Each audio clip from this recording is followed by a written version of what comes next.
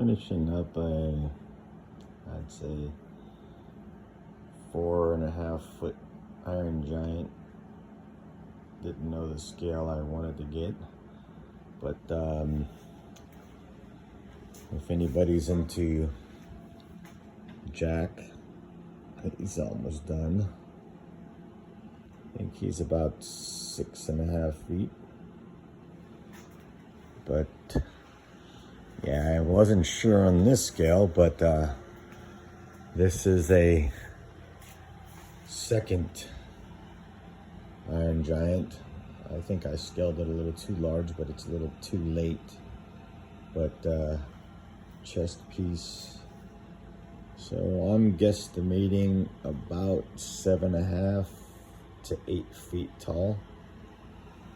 But currently in the works, my little setup for my 3D printer.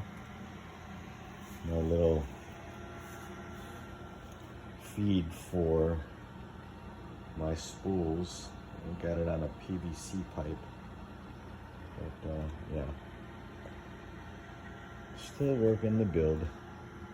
But yeah, I kind of overdid it, but a little too late.